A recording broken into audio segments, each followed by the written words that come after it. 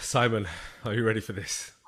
Let's just get this over with. Let's just do it. No, no, no, no, no, no, no, no. I'm gonna let you kind of stew on it a little bit. We're gonna get to Man United about third on the list. We'll build Magic. into it. We'll build into it. Um, so listen, a fantastic week of Premier League action. So much drama, so much going on. I mean, I don't remember there being a Premier League weekend quite as eventful with as many talking points as there has been as this one. So I am really excited to get talking about this weekend. Any thoughts before we begin? Are you sure, Simon? No, no thoughts. Move on. Do you want to go? Do you want to go and get your head guard and Let's a, just and a keep going. mouthpiece? I have a football helmet down there, and I was just like, oh, it won't fit. I mean, it won't fit because of your Man United ego, but Right. that'll be shrinking soon enough. So Yeah, it'll fit. It'll fit soon. All right. Well, let's get into Now. the first one.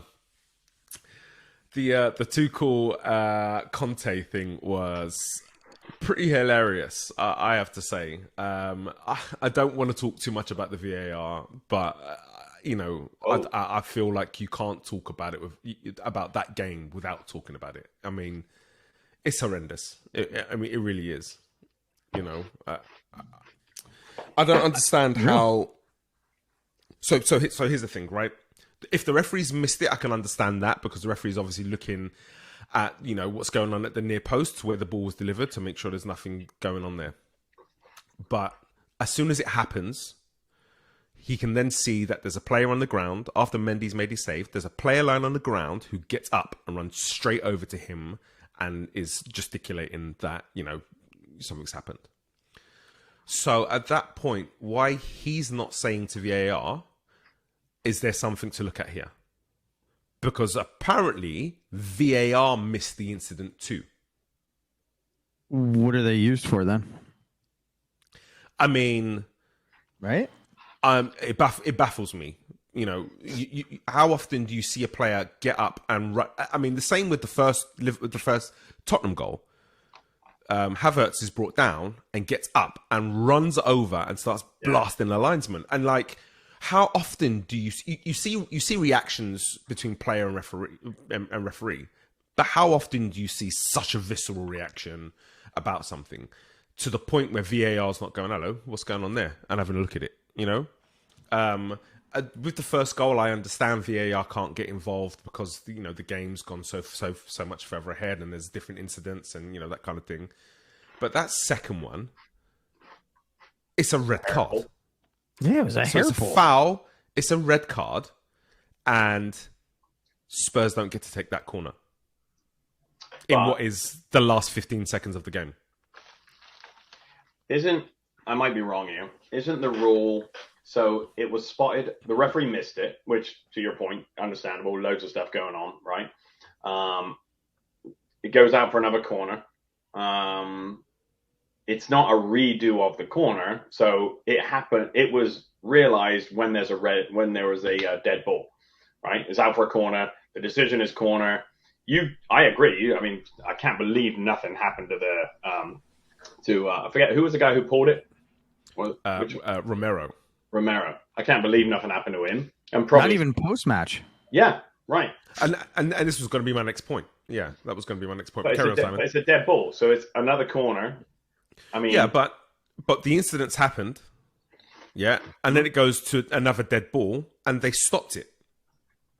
They stopped the game because they wanted to see for something else. They were checking to see if there was a potential penalty incident. So, people, you can say, all right, but you can't just check. If you're checking for a penalty incident, you can't just check for a foul.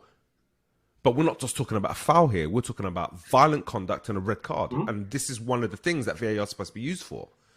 So, and then the next thing is, all right, well, if the referee's saying he didn't see it and VAR are saying they didn't see it, well, then where's the retroactive punishment?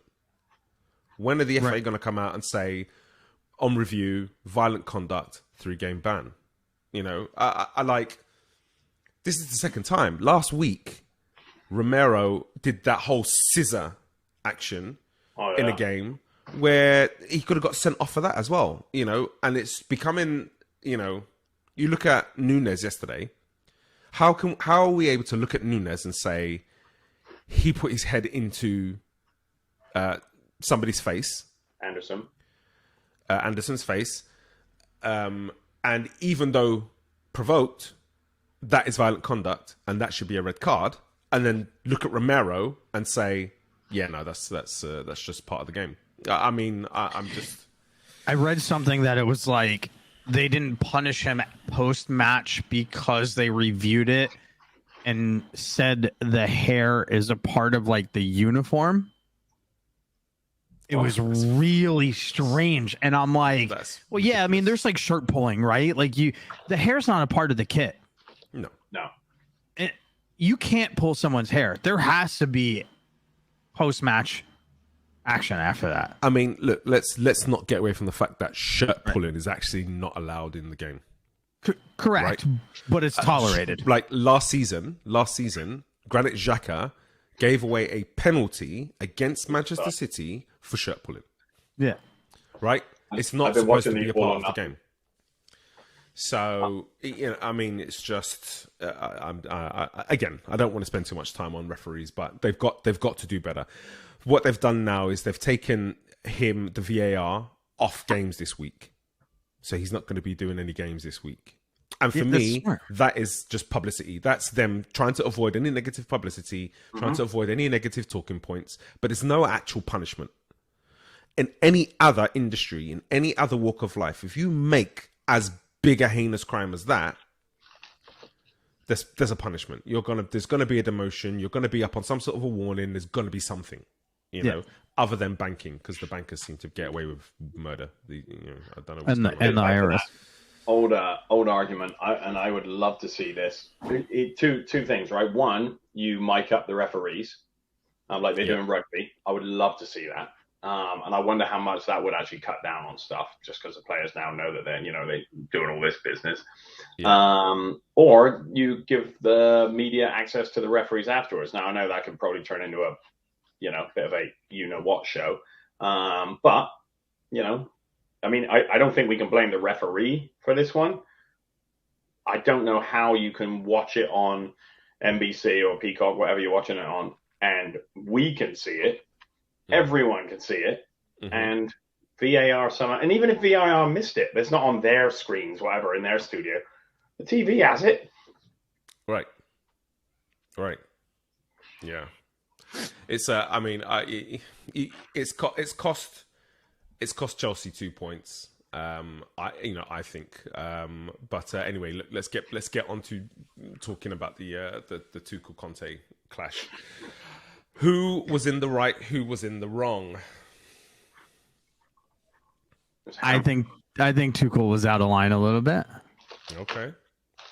Just a little, like pulling on Conte right at the end. Like Conte wanted nothing to do with Tuchel. Just let it go, right? And I in an interview he said he's like look at me in the eyes, look at me in the eyes. But yet there's other photographs of Tuchel walking away in the same fashion that Conte was when he was disappointed, and whatever the case may be. But he shouldn't have yanked Conte. Like, shouldn't have done it. Yeah. I think when the equalizer happened, I think that's where this all started. And I think Conte was well out of line there for getting involved, because Tuchel went mental at the foul, and he ran over to the assistant, the fourth official, and was giving him loads. But almost in the same action, Conte ran over towards the Chelsea bench and celebrated. Right, which just ignites the whole thing. But Tuchel, hold on, let me interject on that one. When Chelsea went up 2-1, Tuchel took off and sprinted down in front of the Spurs bench. But is that in response to what Conte did? If Conte hadn't done what he did and come and celebrate in front of the Chelsea bench, does Maybe. Tuchel do that back? Because he's never done that before. So he's obviously trying to make a point. I think, and I take your point about photographs of Tuchel having looking away, but I think those photographs don't tell the full story of the situation. If you look at those photographs, usually arms are extended and he's looking away because it's the end of the handshake and he's walking away. Right. Yeah. That's fair. Right. I think on approaching your opponent, you look them in the face as you approach them, and as you make your hand contact, you've had your eye contact, you've said good game. Usually people say good game before they shake hands, right? Yeah. As you're walking, as you're coming towards each other. And so when you watch the video, Conte doesn't make eye contact. He doesn't look at Tuchel. He just offers the hand and isn't even interested in making the eye contact. And I feel that is disrespectful. And I feel that Conte was trying to make his disrespect known and seen. And so I can understand. I agree with you. Tuchel should have let it go. It's just handbags. There's no need to get into it, right? Especially knowing that the history between the two teams and the fact that it's going to turn into a big thing, not only in the press and everything, and it's probably going to dominate press conferences for the next week. But then you've got the teams who've piled in and all of that sort of stuff, and it's just one of those things that I find to be quite unnecessary. But at the same time, I do feel the disrespect Conte sort of levied at him was unnecessary as well. If you're the Premier League, you love this, right? I mean, this is week 3. This is week 2. This is what it's all about. It's a big derby. It's you've got two rivals who hate each other. You've got the actual game itself, which couldn't have ended in more dramatic fashion. I mean, yeah, it's a bit of handbags at 20 paces, but whatever. I mean, we're analyzing a handshake. I agree with what you're saying. I mean, the game itself was I was brilliant. I was pleasantly surprised by Chelsea because I haven't seen Chelsea play that well in quite some time, and they were brilliant in the first half. Absolutely dominated Spurs. They really did. Yeah. My buddy's a diehard Blues fan, and he texted me after the match, and he was like, "That was a proper London derby." That's exactly what he said. He was like, "That was a proper derby." Chelsea were brilliant, especially in the first half. They should have, I think, had 2 or 3 goals in the first half. Scoreline a little unfortunate for them in that first half, but they were great. Yeah, I mean, they really carved Tottenham open so often. They played through their lines so easily. And then even in the box, it was like when the ball got into the box, it was maybe slightly miscontrolled by a Chelsea player, but then a Spurs player wasn't able to clear it, and it just bounced around. And I can remember Sterling having a chance where he beat like 2 players and then put it over the bar from 8 yards out or something. There was another one. Mason Mount stepped inside and then tried to bend one and put it over the bar. Like they had a lot of really good chances. Like Koulibaly's goal. Oh, unbelievable! Oh, absolute tickers. For a centre back, get in. Yeah, that's not easy. That's anybody that's played it knows that's not easy. Front runner for goal of the year for a long. It's going to stretch out for front runner goal of the year. Yeah, I'm going to argue with that one. I'm going to argue Gabriel Jesus' first goal. Little chip. Yeah, that was cheeky too. It was delightful. We are definitely going to get to that. But it was a good game. Brilliant game. Best 2 clubs in London. It was it was Go on, you get your little digs in. You get your little digs in. I'll throw that knockout blow later. I'll be ready.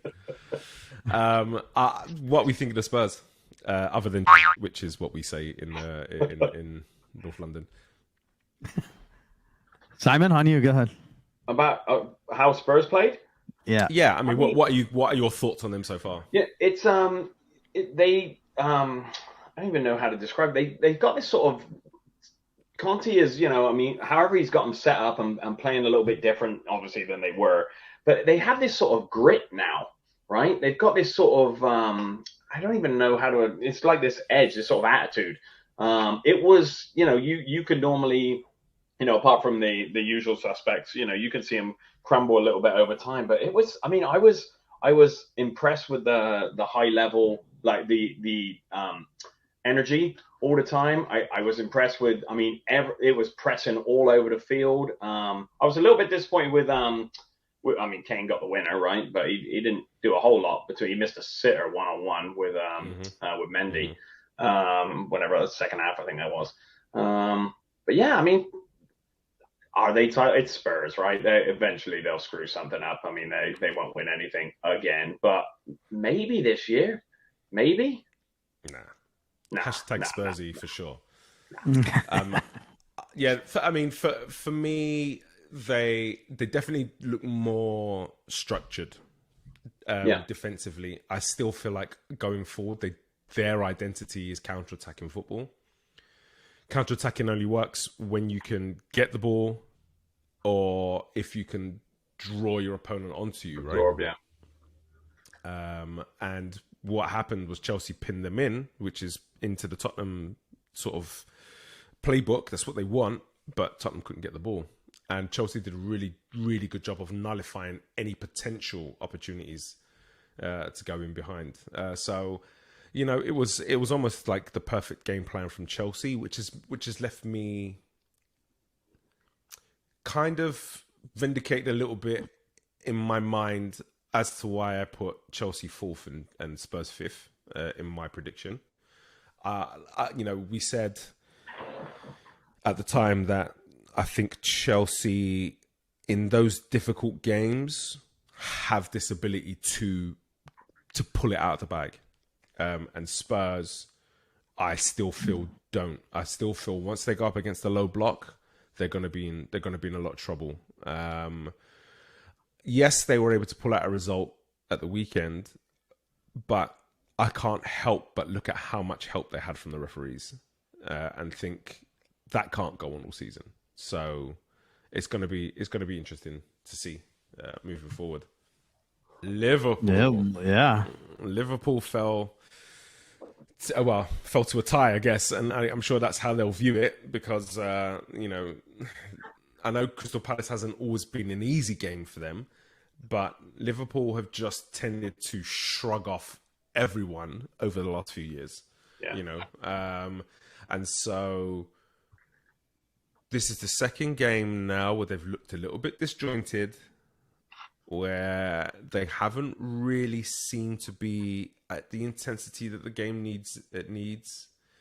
They haven't really seemed to be as focused and Liverpool-like. Is there a problem at Liverpool at the moment? Well, I mean, they dropped 4 points in the first 2 weeks. So by their standards, much as I hate to say it, yeah, there's a problem. They've got to figure something out. I mean, it's early days, right? But that's big. 4 points right off the bat. Right. And this is the thing, it's early days, but they're already 4 points off City. Now, that doesn't necessarily mean anything. And against those two teams, what was it, Palace, who did they play last week? Palace and Fulham. Yeah. Should be easy wins. Yeah, just like Brentford. So what do we think? What's the? Pow! I love it. It's just you set me up. You teed it up. Yeah, I did. There you go. Yeah, sorry. Oh man, brilliant. So what's the problem? What's going on with Liverpool? Is it a case of an intensity thing? Is there maybe a little bit of a hangover from having played so many games last year and then having to start this new season earlier because of the World Cup? I think that's part of it for me. Like life post Mane too. Like Mane was such a decisive player, and I think they pulled in proper players. Like, but it's still an adjustment, right? It's still early season, right? Darwin's he's in great form. He's just doesn't have the proper mentality as we learned, right? Diaz looked great. I don't think Salah Salah had some moments, but I think he needs to be involved a little bit more. And here was like the weird thing for me about Poole. They looked more in control of the game with 10 men than they did 11. Yeah. I agree. But and so this is part of the question I'm asking. At the beginning, I said, I wonder how Nunez will fit in. And in the Charity Shield game, he did a decent job of linking things, but was it going to be decisive? Was he going to be able to come in and they'll just be able to kind of continue the way they were going? Would it click immediately?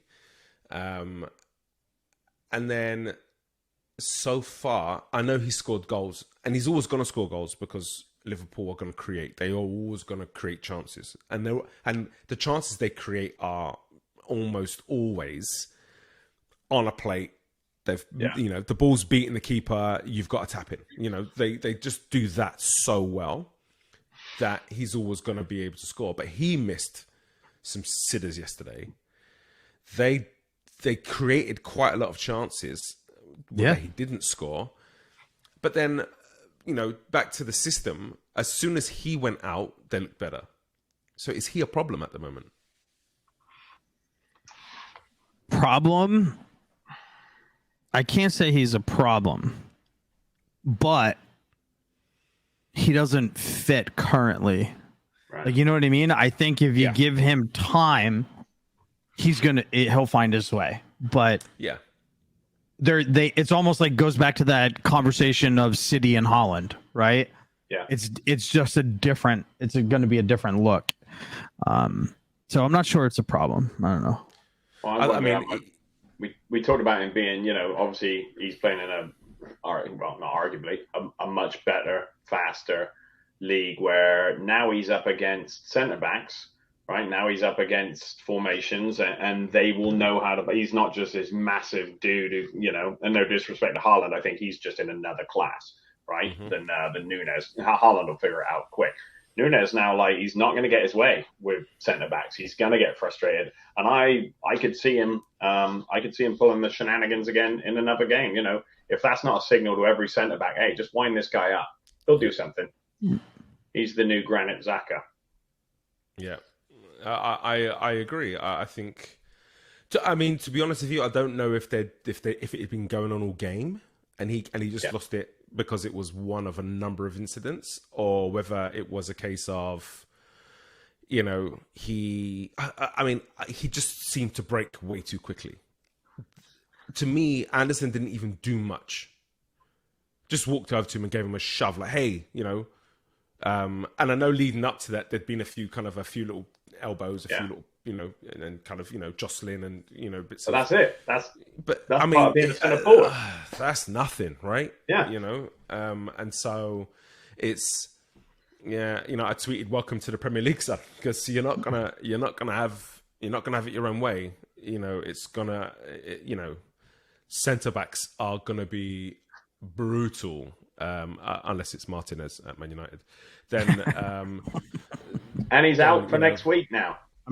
Well, 3 maybe. It's violent conduct and a straight red, so it's gonna be 3 games. So what I'm expecting is he's now got 3 weeks of solid training that they can fix whatever kind of issues there are in terms of playing style. And when he comes back, I expect him to, take to it like a duck to water and start really kind of scoring, and for Liverpool to look much more fluent in how they kind of move the ball and the rotations and that kind of thing. The problem is that's 3 weeks. Man City could be gone by then. Yeah. How much do you think? I was thinking about a couple of things while I was watching the game, and I watched the extended highlights, so I didn't see the whole game. But it was when you see, or just big picture, when the expectations are now, that Liverpool should compete, as they will every year, right? So there's a lot more expectation on this team now. Also, you got a player, obviously you lost Salah. You got a player like Salah who's now a little bit more comfortable. He's not in a contract thing anymore, right? You hate to play theatrics, but he's he doesn't have anything to prove now, right? He's just got a big new deal. He's comfortable. The honeymoon period's over. Pressure's off in terms of the money. He hasn't got to earn it now, even though he will. I wonder just how much you sort of see Liverpool, as much as I'd love to say they're on, going down, they're not. But, you get to that point where it's sort of flattening out now. It's like Christopher Way, yeah. Yeah, and you lost a heartbreaker last season. Yeah. I think there's definitely something to that, to be honest, because they've got a lot of players who are 30 and over. Yeah. So that era is coming to an end, and they're going to have to start to transition some players out, out of that and start to try to refresh their team, which is not an easy job. The reason we talk about great managers like the likes of Alex Ferguson was because he was able to do that so seamlessly for such a long period of time. Yeah. Pep Guardiola is a different animal in that they've always got the funds, so he can literally identify the player they want, and they'll go and get that player. Man United to a point had that because they were the biggest club in the world. They were able to, Sir Alex Ferguson came knocking, Man United came knocking, and anybody wanted to join them. So they had, it a little bit easier in that sense. But it's going to be really interesting watching Liverpool over the next couple of years. Football's cyclical. I don't imagine that they will stay up there, for the next 20 years. I do feel they'll drop off a little bit, and they'll drop off during what should be a period of rejuvenation before them coming back. But as we've seen with Arsenal, as we're seeing with Man United, Chelsea are probably going very similar at the moment as well. That circle can be big. It's not easy. It's not an easy job. So can we it's just spend 1 second to at least acknowledge Diaz's goal? Brilliant. It was brilliant. Oh my god, brilliant.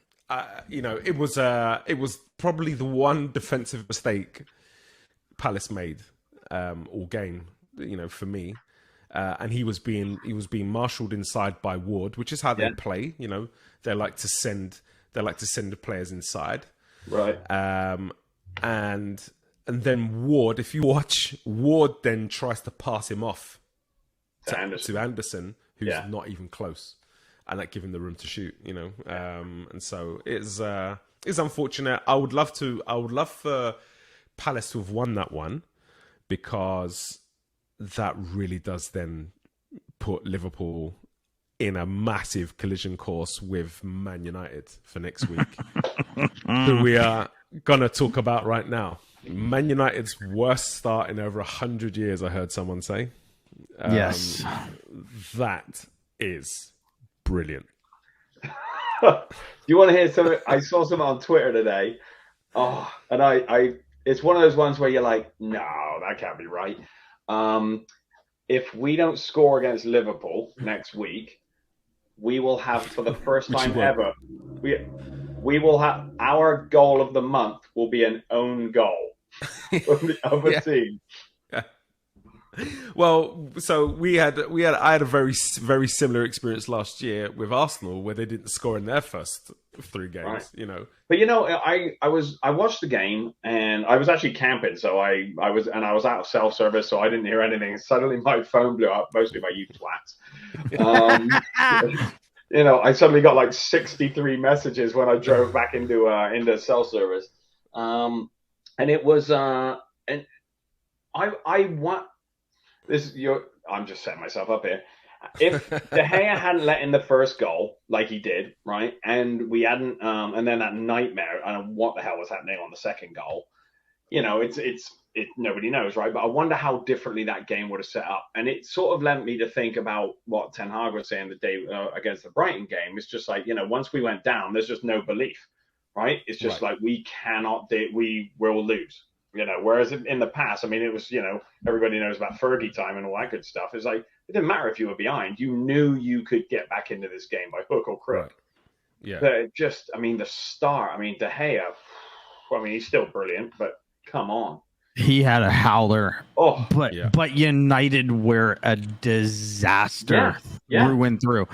It like and here I'm, he's my favorite person to pick on, right? But in the first minute, United looked pretty solid. They're making a run at goal, and Ronaldo takes like a touch on the shoulder and just dives, just flops, like looking for a pen. And it's like, that's how you're going to start the game. And you could see Brentford's energy was like, no, like, we're going at you guys. And they were flat out crazy. Yeah. Brentford's energy was absolutely nuts. Yeah. The rest of the first half, and United looked like they didn't know what to do with it. They're like, we don't know how to defend it. We can't play back at them. Like, Brentford was winning the ball back almost immediately, or just like cutting out long forward passes. Tony was great for Brentford. I like him. I like him a lot. Yeah. I mean, tactically, Brentford was levels above United. Yeah. Levels above. I mean, you guys, it was a rough day. I mean, I went to a party later on that day, and I looked at my buddy he bleeds Manchester United, right? And I looked at him, I was like, and I didn't want to say anything. I said, hey, you all caught up on EPL, and he's like, yeah, because I know sometimes he'll watch the games recorded, and he's like, yeah, we were actually just talking about it. He's like, be careful. He's like, there's a lot of Manchester United fans. And I said, good. And I just started laughing hysterically. It was a bad showing. It's highlighted. I mean, the Brighton game, it was like, all right, first game of the season. Yeah, it was not close. I mean, it was close score wise, but there were some issues. But you could say there was always gonna be some issues. This was never gonna be like, get off to a 10-game winning start. Right. But bloody hell, I mean, if that game against Brentford didn't highlight the problems just in general, I mean, they're massive problems. Right. Where to start? Where to start? I just I love it. Yes. You've got to go back to the recruitment. Like, Jadon Sancho has done nothing in his time at United, and he cost a lot of money.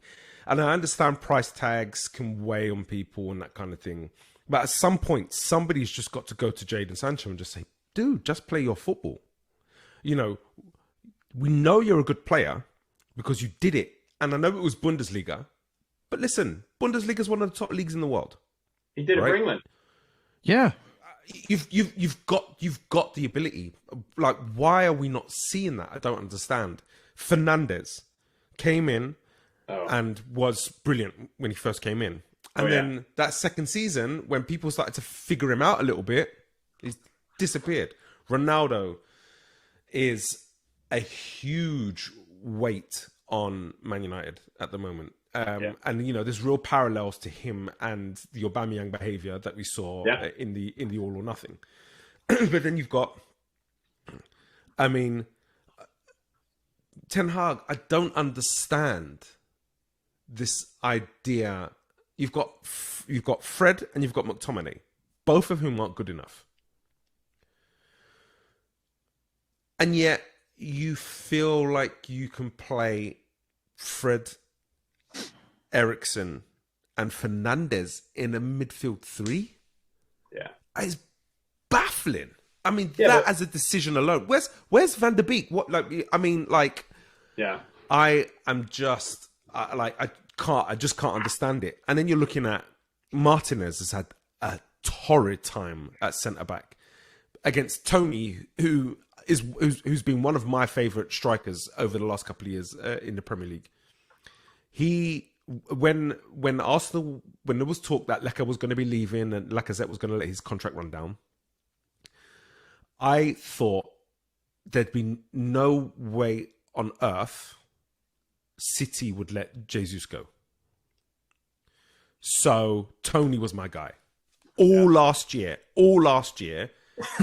I watched Tony play in the Championship, and he's not exceptionally quick, but he can move for a big guy. He's got height, he's got power, strong and can bully, phenomenal in the air, can finish on both feet.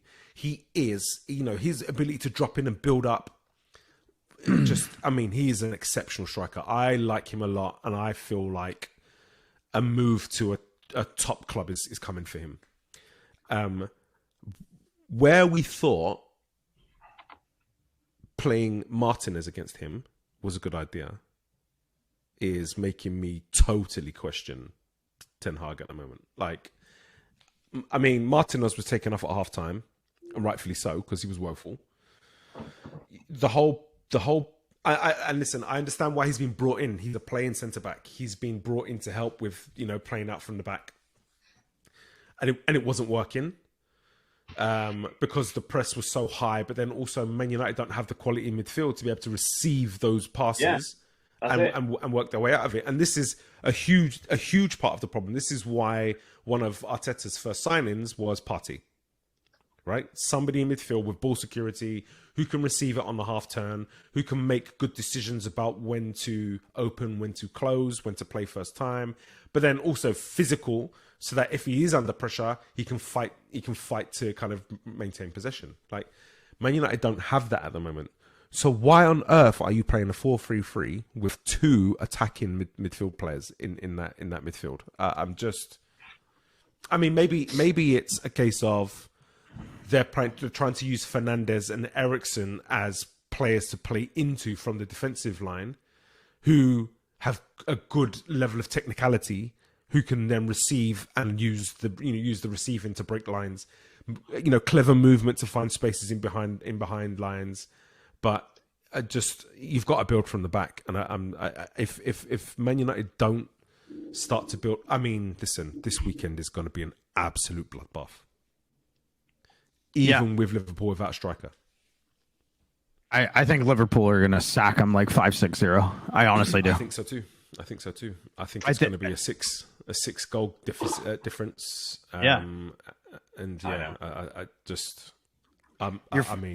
You're obligated to say that, Simon.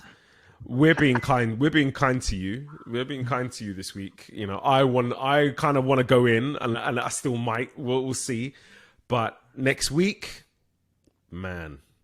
Yeah, to Johnny's point, you're going to look at players like Maguire, players like Ronaldo. I think you both said it. Ronaldo's the issue now, and it's weird to say that because obviously we were horrendous at the back. But if we can offload him, or just I read something about potentially terminating his contract. That alone, just do that. Let him go for free. Because then, to your point, you get Sancho gets involved. Martial's not going to get a game. He's not going to get a game while Ronaldo's there, right? And Martial, when he's on, he's brilliant. Absolutely. But it's like, I will say, and I was looking forward to saying this part, I was impressed with Varane when he came on, albeit it was 4-0 at the time. But he came on, he was all right. You didn't give up a fifth goal? Right. Yeah, solid. but then at that, by the same token, were Brentford really trying to score at that point? Yeah. Did they just feel like they could coast out the game and see out the game? And so how do you fix it? If you're Ten Hag right now, Johnny, what's your three things you got to do? So I'm gonna start with Ronaldo. So kind of put some of the stuff I've been reading, true or false. It's Twitter. You read things. You can't always trust the source. But I read something that. Ten Hag's like, it's probably going to be better for the team if we let him go, right? It's going to be better for the club, better for the team. He doesn't want to be there. He's eating alone. He's staying away from everyone, right? Apparently, hearsay, this is what I read, that he was willing to buy out his own contract to be let go. Now, that tells you something. He wants nothing to do with the club. The players know it. They're not going to be a collective unit to step forward and fix. So if I were Ten Hag, you either offload him, but the problem is no club wants him. He wants to stay in Champions League. No club wants him at that level. Okay. So maybe they don't sign him. So he just needs to bench him. Bare minimum, you're just on the bench. You're done. Like your attitude is terrible. You don't want to be here. Just, we'll pay you. You sit on the bench, go play golf or make underwear, ads and stuff like that. Whatever you do. Okay. So get rid of him. So that's one. Yeah, number one. And I think now you have to look, starting from the back, you got to solve the defensive woes. You have to solve them. You guys have given up a ton of goals. And before you start worrying about scoring goals, you have to stop bleeding goals. Mm-hmm. Right? So, Varane was good. I like Maguire, I get he's the captain, but I'm not completely sold on him. Right. And Martinez. And yes, I like Tangelo's point, right? You bring him on to help your team play from the back to the midfield. Okay, great. Okay. So now we have that, but you have your midfield problems. You don't have players that can keep a ball. Right. I think United, if you're going to play in a 4-3-3, which is fine. It's to me, I love that formation, but play with 2 6s, play with 2 6s at that point. 2 defensive minded, possession based players. Sit them deeper. Start to release your outside backs a little bit. Luke Shaw likes to get forward. I mean, I'm not saying he's a great player, but you know what I mean? You can start incorporating it. You got to solve the defensive shape. You got to solve the breakdowns. Brentford played through them so easily. Oh yeah. I made a comment my girls could have played through United that day. Obviously not, but it just looked that easy for maybe, yeah. It just looked that easy for Brentford, and that's crazy. It should never be that easy.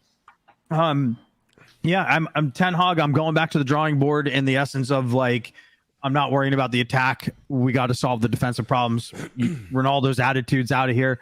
Try to find, can you pick up, another strong defensive midfielder, somebody who likes to sit in. See, I think that's where we'll end up using Martinez. And that would be great. Because he's not a centre back in the Premier League. No. He got beat on the not really his fault, but on that corner, the third goal, right when it got knocked back across. I forget who scored it, but he was miles. Poor old Martinez, sorry. Yeah. Go put him in the 9 while they're taking defensive. While they're defending corners. Yeah. Just switch him out. Yeah. He's not winning a header against some of these guys. No way. Yeah, I think United's got to go back to fundamentals. Fundamental defending. Turn into a counterattacking team right now until Ten Hag could stop bleeding goals, and then you can work on building out. You don't have to counterattack, but you have to.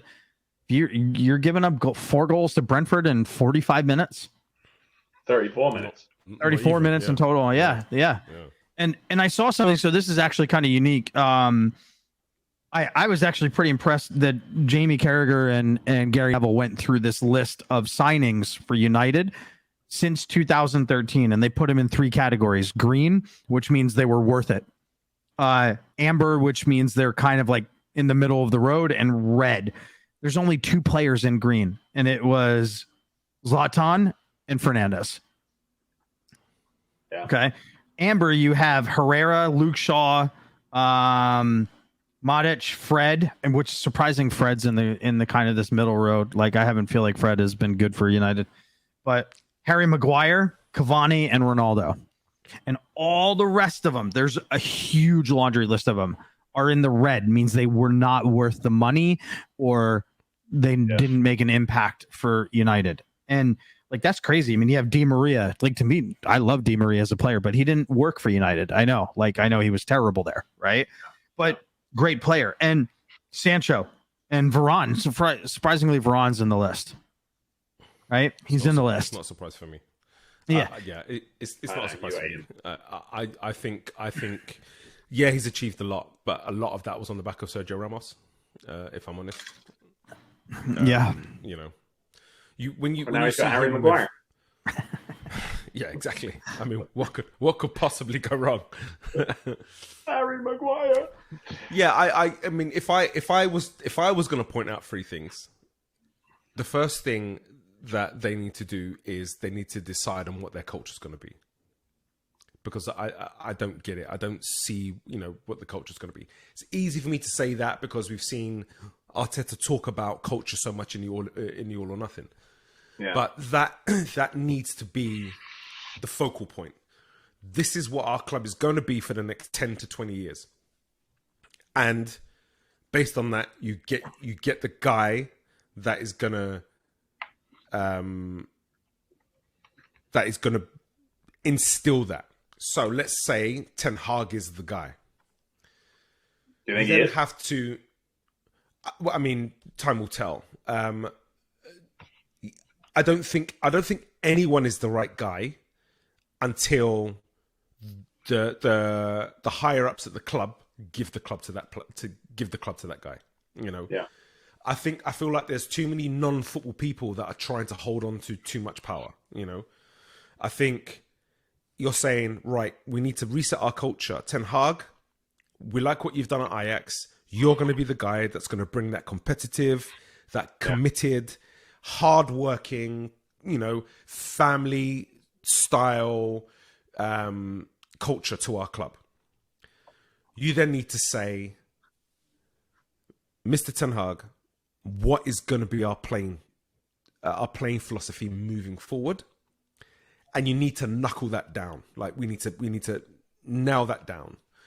But then the key piece to this is that is going to have to be brought in slowly, right? Money. So train with it. But for the first half of the season, Ten Hag has to play to the players. Yeah. You know, you've got these players, all right, you know, you want to play a 4-3-3. A 4-3-3 is not going to work with the players that he chose this weekend. So you are going to have to go with two central midfield players. And maybe Fred and McTominay aren't the two to work together. So maybe you're going to bring Martinez from playing centre-back and bring him into midfield to play in there with McTominay, for example. And get a proper centre-back, a Premier League ready centre-back playing at the back. You know, Malacia, you've brought him in. He's going to be a part of your new he's going to be a part of your new philosophy moving forward. So there's no reason to be playing Luke Shaw. Malacia should be playing every game. He was the guy. He was the one that you brought in. We know it's going to be a shit show this season, so blood him. Get him in there, get him playing. You know, in terms of your forward line, you're going to start to talk about implementing certain philosophical principles in your attack, but you're going to have to go with what you've got. So, for example, on your right side, you've got Sancho. For example, on your left side, you've got Rashford. Right? Rashford's a player that I feel anyway, should be playing through the middle. I think he's wasted out wide. He's not a player that can pick the ball up like a Sancho, who can run at you and who can beat you and go down the outside of you. You know, listen, give him the ball inside the 6-yard box, give him 10 games starting as the 9, and see what he can do in terms of the goal scoring. And this is what I mean by fitting, almost changing a little bit to suit the players you have. Then the January window becomes essential. You need to then bring in 3 players that fit your system so that for that next half of the season, you can start to build on the training you've done for the first half of the year and start to implement it a little bit more in game and start to make it a part of the playing style. I mean, listen, this is what Arteta did. Arteta didn't have the luxury of coming in with a preseason and all that sort of stuff. He came in December, the club was in disarray, and by the end of that first 6 months, he'd won an FA Cup and he'd won a Charity Shield. And that playing style, that squad, that philosophy was nothing compared to what we've got now. You know, gone in there. So you're saying we can win the FA Cup this year? I mean, listen, that's what I heard. Anything's possible.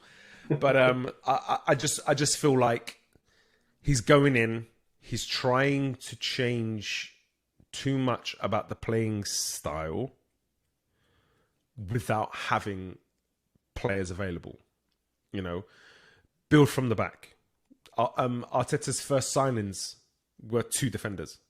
The first one, Mari, brought in Mari, a 6'4" or something, centre back who was physically aggressive and quite strong. I mean, turn radius of a tanker. Yeah. And then right back, he brought in Cedric because we need a right back cover, And so just Cedric as a defender compared to Bellerin, Cedric's a much better defender than Bellerin is. So just improving the defense. And you can argue that he's already going down those lines with bringing in Malacia and bringing in Martinez.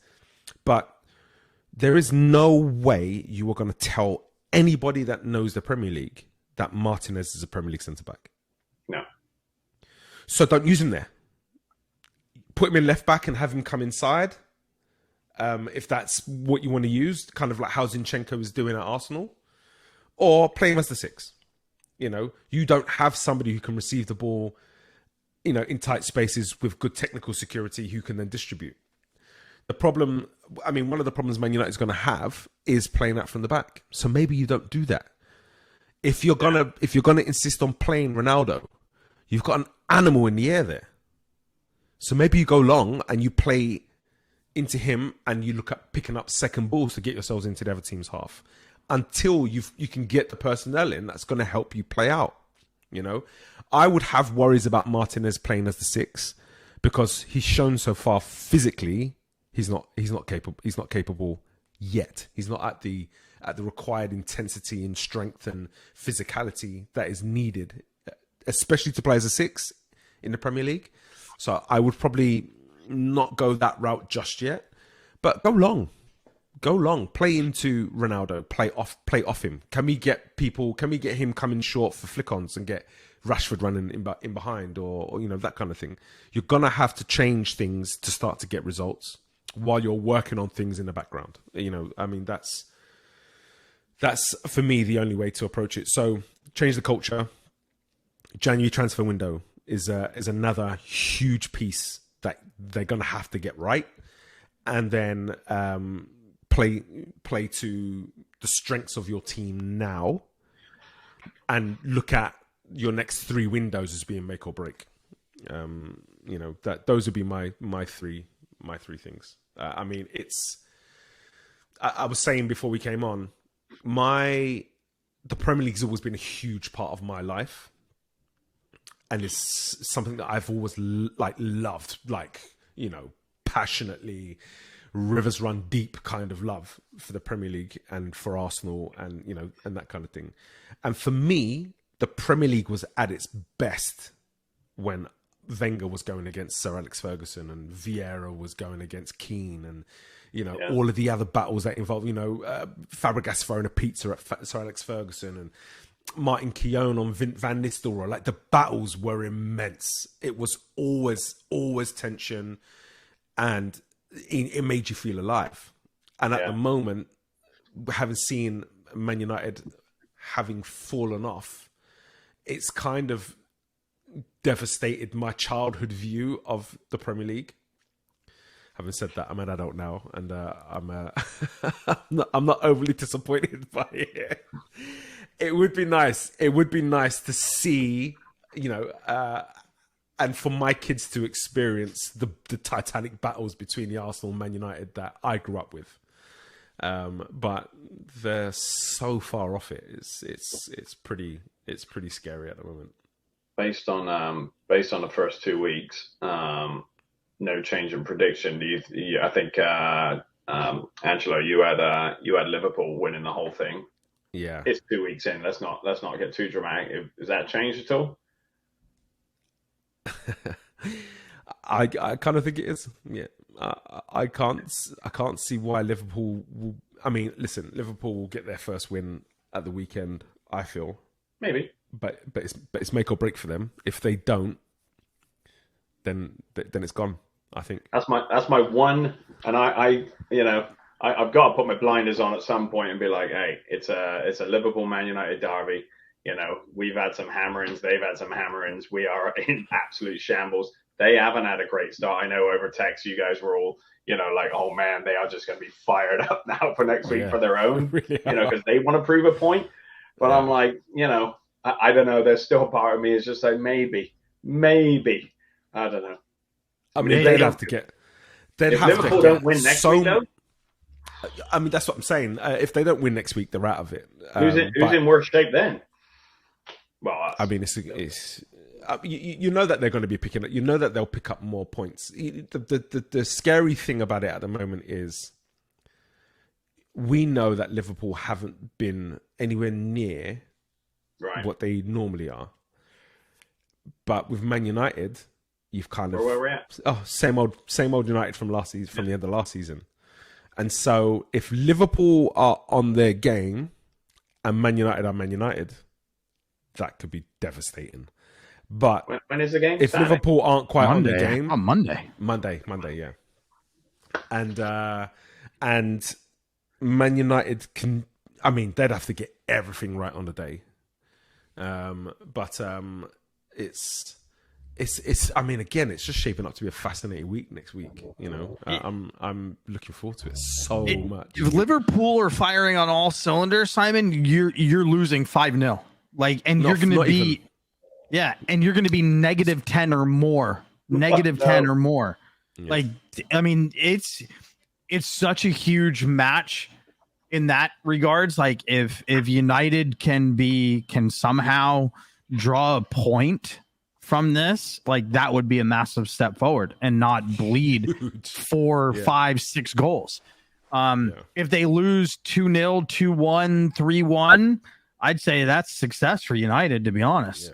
But you better hope Liverpool is off, because they've been off, and if they fix things this week and get their mind right and they're playing, like, I think they're coming out for blood. Like, I think it's going to be a very scary version of Liverpool on Monday. I can't help but agree. But then, you know, Man United, if they don't win, I mean, if they get a real beating this week, then what is the confidence like going into that next week? And then game 5 is against the mighty Arsenal, and you won't even be able to even hope, you know, like, just. Or this could terrible. Be the greatest turnaround in Premier League history. You can tell yourself that it's not. You're lucky you don't play City. When do you play City? Like October? Like, I don't know. We don't play City for a while. I think we got Liverpool, Southampton, and then Arsenal's next, right? Yeah. Like, imagine if City was early on. You wouldn't be able to crawl out of relegation zone with that negative goal difference. That's we got Man. So we got Man United. Those next 2 games, that Southampton one, they're starting to show a little bit of spirit. I mean, they went 2-0 down, and so Man United going into that game are gonna have to score early, you know. But at the same time, we've spoken about Southampton. I think the guy's maybe a bit too much ego driven, and I feel like he's gonna feel like he can go out and beat Man United. So there's a great chance that they could. It's true. It's true. I mean, not to sound weird. I mean, it is. It's like, you know, you look at City now. You look at City, and if you're going to the Etihad, you know, or it's like going to Old Trafford in the 90s, right? Or Arsenal for like 1 year. It's like, you go to the Etihad, and you know you're gonna lose mentally, right? And it takes either a massive game and City are off, otherwise you're gonna lose, you know. And now. And this is I don't want to say more worrying thing for me as a United fan. It's like, you got teams like Brentford, like Southampton, like Palace, who be like, right, we're up for this. We can win this one. We can go to Old Trafford, and this is not like, you know, it's the theater of dreamers now. Yeah. That's because the fans and the supporter are in fear too. Like, it's. I mean, the oh shit, you're in an oh shit moment, right? Liverpool comes in and sacks you guys at Old Trafford. That's going to make that place feel cold and alone. Toxic for sure. You know, we'll be all right. So, we're a mid-table team. We're right.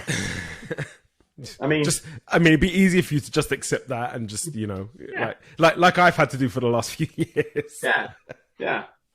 But in your first 5 games, you can get 3 points. That's it. Like, I mean, that's scary. Yeah. I mean, you got Poole and then Arsenal, right? Or Southampton, then Arsenal. I mean. Well, and again, it goes back, and then you're looking at, to Angelo's point about transfer windows. Then if let's say we get 5 points out of the first, 6 games, nobody's coming who wants to play Champions League, because no matter what you do, it's going to be another 2 years then, right? It's going to be 3-4 transfer windows before you can get back in Champions League. 100%. Yeah, and there's so much money in the game now. People aren't, it's not like Man United can pay more money than everybody else. Right. They're getting money. They're getting big money. So money's not a draw anymore. It's about what you're doing on the field. And so big trouble. Will be. Let's move on. Arsenal again, free flowing football, absolutely dismantled Leicester. A few shaky bits in there. There was the own goal from Saliba. I don't know if you got to see the highlights of the game.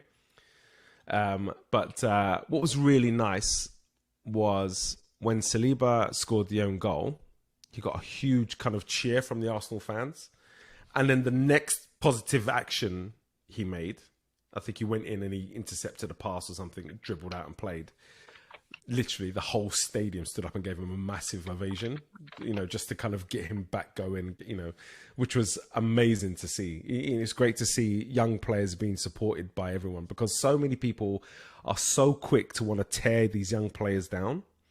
And there's a lot of agenda-driven nonsense involved as well, where there was a lot of the people that are Arteta in, and Arteta's received a lot of criticism for sending Saliba out on loan, that now, because you're Arteta in, you can't back Saliba because Saliba wasn't shown favour by Arteta. And so, those two sets of fans are going at each other, which is just ridiculous. He's an Arsenal player, you should support him. But what were your thoughts? What were your thoughts on the game? Did you get to see it? Did you? I watched it, and which in return led me to watch Manchester United. So I strung the games together, and it went from amazing to glorious in my world. Right? But I honestly, to me, the most impressive thing about Arsenal this weekend was after giving up the first goal, how quickly they responded and scored. And then giving up the second goal, you're like, can they respond? And they did it almost instantly again. I was stunned that that's their mentality right now. That's so impressive from them. The quality football was great. Absolutely brilliant. But when you're playing such good footy and you get scored on, and it's 2-1, right? You're like, you can feel as a player, as a manager, you can feel being deflated, Right. And even as a fan, like being in the stadium or, like you can be like, oh God, we're playing so good and we just gave up a goal and it's 2-1 and, 2-1, that's anybody's game still, right? But Arsenal turned around and just boom, buried one in the back of the net, 3-1. Brilliant. Absolutely brilliant response. And then to have it happen 2 times, 3-2, still had the proper mindset. It was fantastic from Arsenal. Yeah, I agree wholeheartedly. I think these are the games. Palace last week as well was another one where, we started quickly, got the goal, and then the other team starts to come back into the game. And at that point, it's squeaky bum time. Are they going to equalise? I mean, Palace last week had 2 really good chances, but they were able to kind of hold out and then go on and then kind of take the game back and go and score. Against Leicester, what I was really impressed with was how, and I've spoken about this as something Arsenal needs to develop a little bit more, how they were able to take the sting out of Leicester. Whenever Leicester tried, they'd win the ball and they'd go back into the back line. And there was a period of time where for, 12 to 16 passes, it just went across the back line. It just totally took the sting out of Leicester, which is something I need to see more of. I want that. I want that domination of the game. We're going to dominate the ball, and then we're going to dominate you in terms of territory when we can get ourselves into those spaces, and we're going to dominate you in terms of our quality in the individual 1v1 battles. And so it was a really, really good performance. The goals that we gave away, I wasn't overly happy about. I feel like, this might be slightly harsh criticism, but I feel like, and I always tell players I work with, if you're having to stretch for something, you're not going to be able to control what you do with the ball. So if you're stretching for an interception, even if you can get a touch on the ball, it won't be under control because of the nature of your stretch. So with Saliba stretching for a header, he's not going to be able to get the purchase and the contact on it that he wants. And I basically say, in them instances where you feel like you're going to have to stretch, you've just got to throw yourself into it. So you go into from reaching to going into a full-on slide to intercept the ball. And with that header, I think he should have gone diving header and thrown himself at the ball to make sure he got a good contact on it. But anyway, it's disappointing. It's from a long ball as well. We don't really want to see centre backs being beaten on the long ball. And then the second goal, Ramsdale should do better. It's from such a tight angle. There's no way that should be going in. But some of the football we played, some of the movement, some of the combination play, the speed, with which the ball not only breaks lines, but then also, or let's say, not only breaks the horizontal lines, but the speed at which it breaks vertical lines as well. The diagonals, the quick combination. Oh my goodness, it is so great to watch. I will say, and obviously this comes through the lens of I think I'm on episode 5 now of the All or Nothing, which is brilliant. I much as I hate to admit it, I love the one about City. I really liking this one about Arsenal because it's so much focus on Arteta. And I got two things. One is obviously, this is a football club that's definitely going in the right, depressingly in the right direction, right? Through not really, no big name signings, whatever that means nowadays, but it's, they've just quietly gone along. My question would be, so you've started playing, again, early days, but we showed it last season. You've started playing really good football. When is that not enough? Now you've got a club that's humming along. Arsenal are, same as United. They've been used to glory days in the past, and you hear a lot about that in that documentary as well. When is pretty football playing you're in the Champions League hunt every year. When's that going to be not enough? I think the contexts are really important. When you look at what Arteta's done, I think it's something like, of the 27 first team players he had at the time, I think something like 23, 24 of those players are no longer at the club. Right. So he's done a full on dismantling of that squad and put this squad together now in his image. And so it's no surprise you're starting to see the type of football that he wants, Arsenal to play. There are still contexts in that we're the youngest team in the league. Now, the whole you don't win things with young players is nonsense. We know that.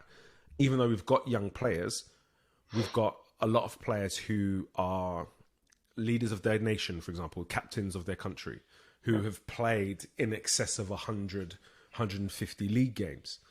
So the experience, the experience they've had, from Holland, from France, are different to the Premier League, we understand. But we have to remember, a lot of these players are still 23, 22 years old. They're still very young. They're going to be together for the next 5, 6 or 7 years. And so for me, I think we have to be qualifying for Champions League this year. That has to be the goal. Sure. If we don't, am I going to be disappointed?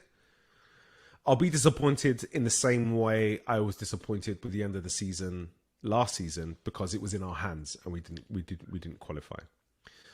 I feel it's a huge step, because what we want to be doing is we want to be going out and getting that next tier of player. We want to be going out and getting players who are at the level where they're wanting Champions League football and they're only looking at Champions League level clubs.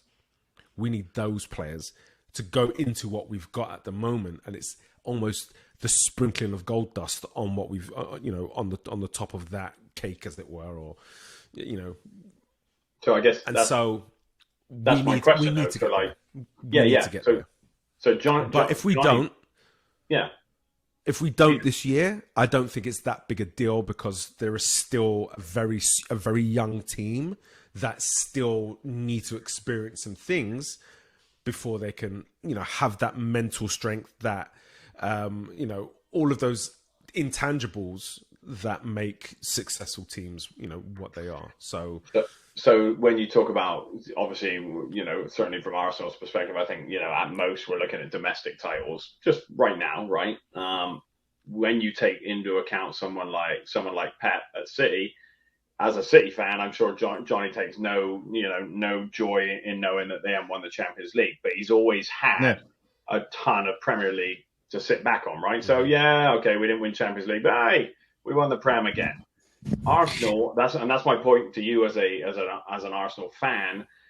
It's undoubtedly it's in great shape right now, and it's looking to get better. But we look fantastic and we qualify for Champions League. Qualifying for Champions League don't win you nothing, and that's cynical, but you know what I mean, right? So when is it not enough? But it's important. I think it's important to qualify for Champions League. Sure, right? Absolutely. Financially, I mean, just look at financially. It's just important, right? I honestly think it would be a disappointment for Arsenal not to qualify this year. I would be disappointed. I think right now, at least on the track that they're on, they should be there. The way that they're playing, I would be disappointed as a fan. When you talk about context, Johnny, using that example about City, City were never going to sack Pep just because he didn't win the Champions League, right? And correct. Yeah. And I'm not saying Arsenal were in a position where they would get rid of Arteta, but there's nothing to show. Because it's about winning, right? It's about winning trophies. It's about winning titles. With Arsenal, and they look like they are on the right trajectory to maybe get somewhere like that, but they're not winning. They're not winning the league right now. You see, so does it matter? I think the whole idea of it's about winning titles, it's about winning, etc. Yes, at the end of the day, success is judged. Is the success of a program, I guess, is judged on its performance, and I understand that. But I do feel like there are so many things underneath that can be judged as success, which can lead you to say overall the program was a success. So, for example, when you look at the squad that we had compared to the squad we have now, 100%, it's been a success in our transfer policy. You look at the culture we had with the likes of Ozil. Bullying people in the changing room, which was the rumor about why Torreira didn't want to stay at the club, and him and Mustafi and Socrates and some people had this kind of little gang that would go around and bully. Then you have the likes of Aubameyang, who wasn't towing the line and wasn't showing that kind of leadership behavior that he and Arteta had discussed previously. Right. These things, you look at this team now and you're like, well, that's gone. That's not going to happen anymore. Everybody seems to be pulling in the same direction. And so again, that's a success. And so if we're looking at where we want to go and we want to get into the Champions League and we want to start competing for latter stages of the Champions League and looking to win the Champions League, we want to be in a title race.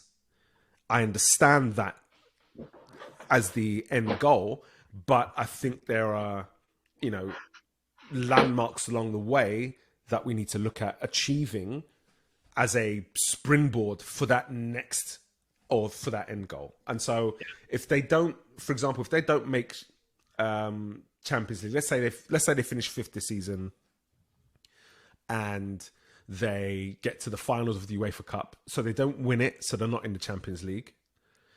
And they don't win a domestic title or a cup. I will be disappointed because I feel we're good enough to be top three.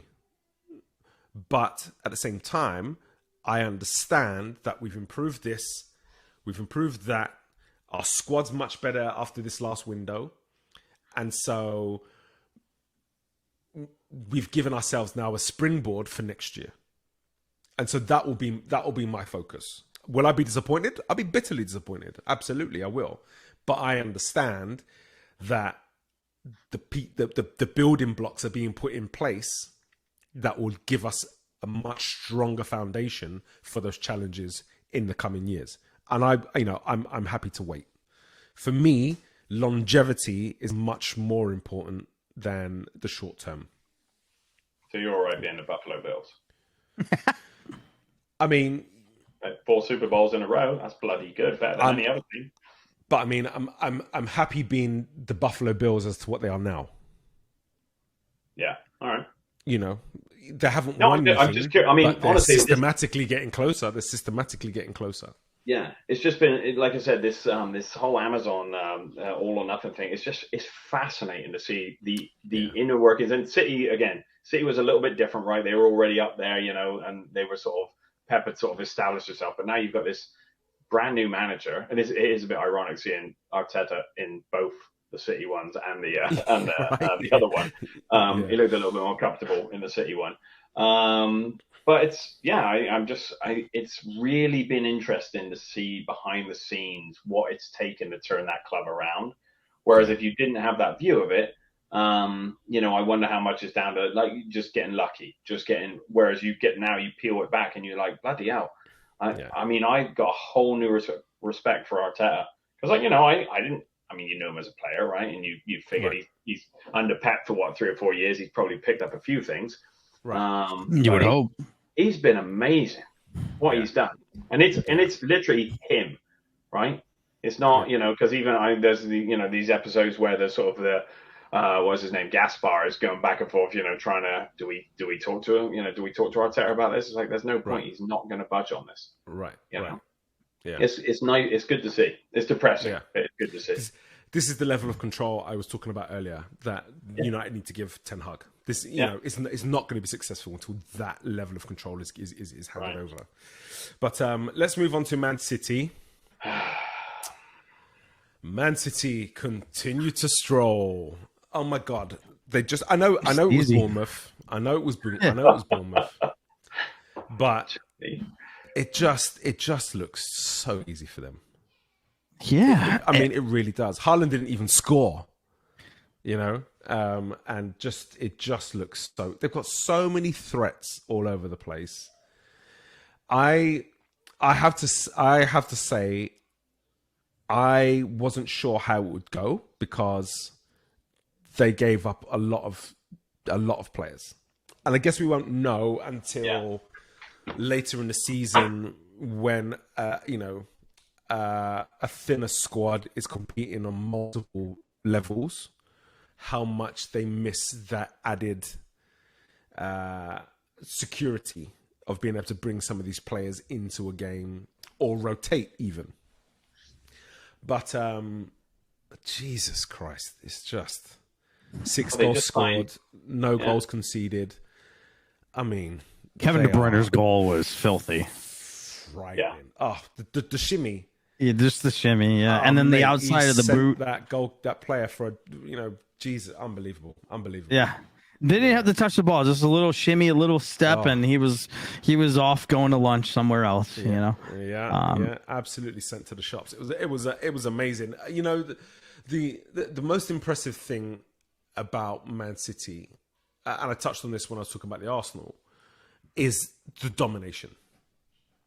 You know, when you look at the JDP principles, where they talk about superiority and they talk about positional superiority, you're talking about qualitative superiority. Just how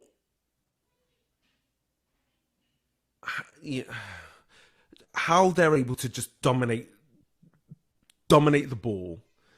And the other superiority is numerical, and we know Man City love a 2v1. We know that, but just how they're able to flick through these different these different tenets of JDP, and 1 minute they've got a 2v1 here, and then you're fearing, oh my goodness, the 2v1, and then the next thing you know, they move the ball into an area where they've got a qualitative advantage, and it's De Bruyne against someone who's not even qualified to tie the guy's shoes, and you're like, oh mate, you're toast, you know. And then next thing you know, they've got some positional superiority somewhere else, and the ball goes there, and it's just superiority everywhere. It's breathtaking. It really is breathtaking. Go on, Johnny, let us know. Oh, it's like, I love beautiful football, and like that's what Pep produces in my eyes, right? As a fan, as a coach, you know.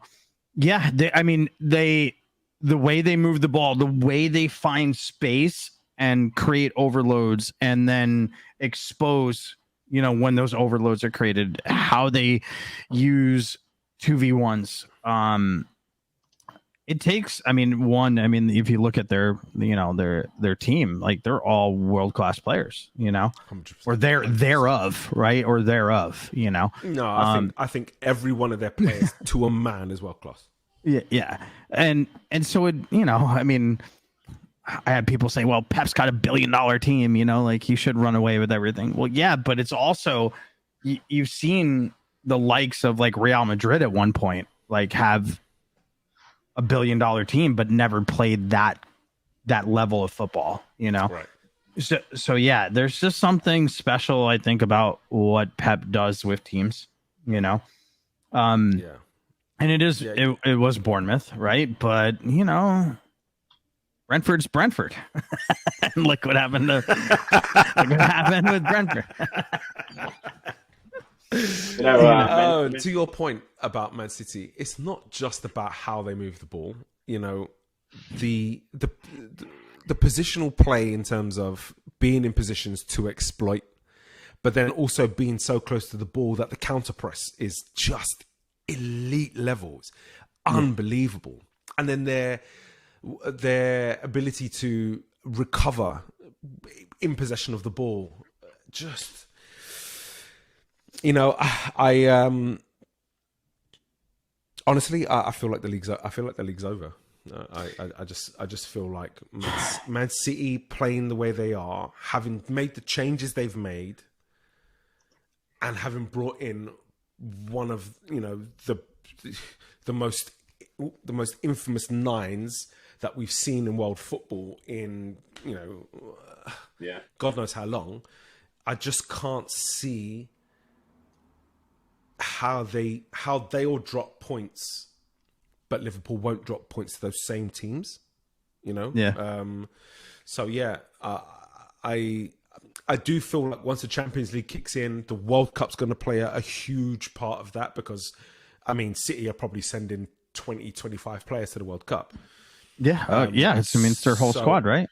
So I would wonder how much of an influence that's going to have that could keep a title race going.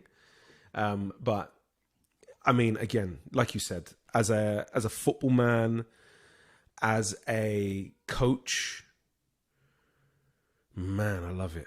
Yeah. It's beautiful. Just purring over it, you know, it's unbelievable. It really is. Thierry Henry said a while back about like the Pep version of Barcelona. Like, if you love football and you don't love the way Barcelona plays, you don't understand football, like something of that nature, right? Yeah, and now it's kind of unfolded with City. Like, if you love football, you may hate City because you're a United fan or an Arsenal fan or whatever, right? But if you can just step back and look and be like, wow, like it's beautiful, it's a clinic, like it's, you know. It's funny you say that. With the remember the Champions League final, what was it, 2009, United against Barcelona? Yep. At Wembley. And that was the first game I remember watching United, and, you know, obviously we lost, 3-1, I think it was. And we got absolutely dismantled. And it was the first time I'd watched a game of United, and I find the same doing it, as much as I hate to admit it, with City. You just watch the opponent and you're like, bloody hell. It just, I don't even mind losing right now because it's so good to watch. Yeah. Yeah, there's this essence of like that kind of football, and people have said tiki taka is dead, right? Like when Barcelona started to struggle, or like you saw this downswing in Barcelona, and like when Pep left, and they're like tiki taka is dead, and but he's doing it with City. Like it's really fun to watch. I was a little disappointed Haaland didn't score. I forget who was cutting down the left right before they scored their first goal of the game. Haaland was like sitting on top of the six and just needed a square ball. And the player, I forget who it was, but he was pretty selfish and tried to finish between a defender and a goalie. I think was it Foden? Was it Foden? Yeah. I don't know. Yeah, maybe it was Foden. Haaland was pissed. I'm like, you have the right to be pissed there. That was like a tap in, Yeah. Phil Foden's not getting a lot. Obviously, he got much bigger, quote unquote, bigger names than Phil Foden.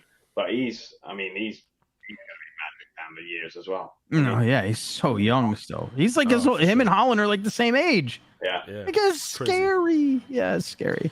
I think to your point on that, I think Man City, and again, I think we've touched on this over the other episodes. I think Man City aren't used to playing with a proper nine, right?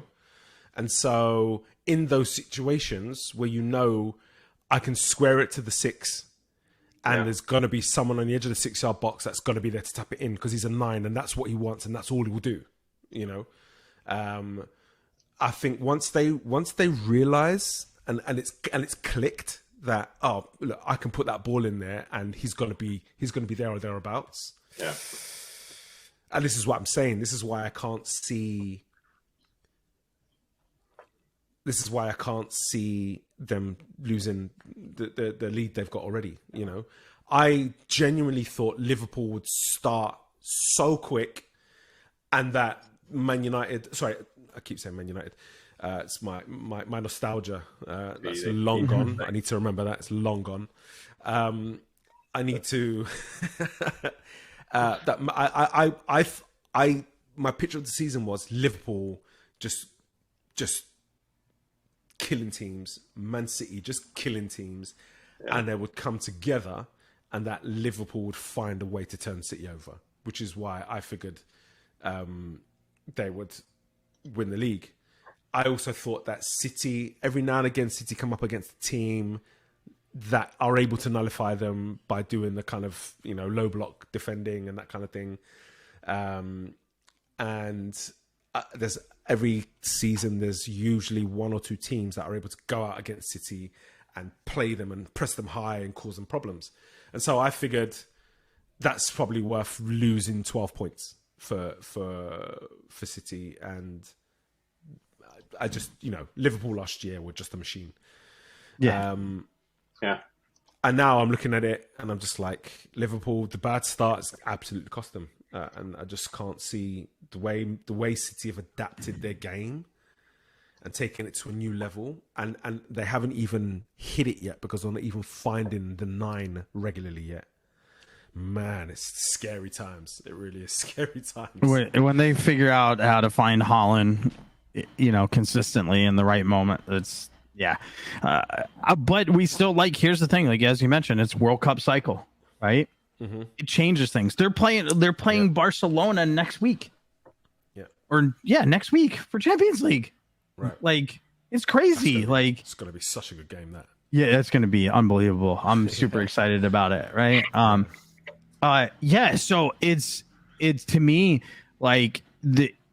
the cycle of this year could change things. And City last year dropped points to teams they shouldn't have dropped points to, right? Yeah. So, right now they look like they're just going to be out in front by 60 points by the end of the year. I know that's unrealistic, but you know what I mean? They just look like they're going to be so far ahead, but right. Yeah. I worry about it. I do. The year's different with the World Cup. Yeah.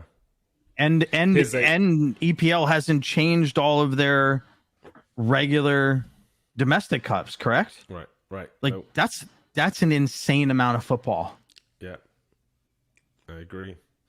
Okay, I'm gonna end on this note. Just think about this. By the time Man United play Man City could be more than 20 points ahead of them. Well, I like this. This is scary times. get your shots in. I'm telling you. That's just like, oh my god. Listen, Simon, I mean, if you guys beat Pool, I will do something special in an apology for you. Okay? I'll do something special. If we beat Liverpool, I want you in a Man United shirt next podcast. Deal. That's fair. Deal? All right. Deal, yeah. But then if No, that's it. There's no other bet. I mean, here's another scary thought. By the time Man United play Arsenal could be more than 20 points ahead of them, and there's only 5 games played. That's how bad Man United are right now. Everybody loves to kick the Yankees. Everyone loves to kick the Yankees. Oh man, are we done? Are we done here? Yes, yeah, we're good. I've enjoyed today. I think we've been a little bit more philosophical than I thought. I thought it was just going to be killing you all day, but we were nice to Simon. Yeah, we were. Do you want to let us know how we can find you, Simon? Maybe some people can start sending you some Liverpool gear ahead of. No, you can look on the screen at Brit in the US. Almost every sort of social media platform, Twitter, Instagram, all that stuff. That's my name. It's easy to remember. Don't write hateful things. And Johnny doesn't do social media. Johnny is a social media ghost. You can mail Johnny a letter. No, I do. I just don't. I need to create a very soccer specific social media. You know what I mean? Like that's what I need to do. Don't talk about it. Do it. Get it done. Yeah, just do it. I just need to do it. If we have the dozen people that watch this, we'll have them come up with one. Yeah. Yeah. Right. But yeah. As always, I'm on Twitter. I talk a lot on Twitter. I don't have a sensible gun on Instagram anymore. I wasn't really doing much with it. So, come and get involved. Come and have a chat. And if you want to send me your messages laughing at Simon and Man United, then please do, and I will absolutely post them on, because I do send a lot of stuff onto the group chat as it is. Yeah, you do. It's been great. Really enjoyed it. All right. Until next time. Until next time. It'll be much better. Okay. Thanks for taking the time to watch my video. If you've enjoyed watching this video, please make sure you like this video and make sure you subscribe to the channel. There's going to be a lot more coming. And don't forget to click that bell. Make sure you click that bell, get notifications when new videos drop. This is the place to come for analysis. This is the place to come for informed opinion. Leave your comments here. Or you can get me on my Twitter account, sensible_gunner. All that's left to say is, come on, you Gunners.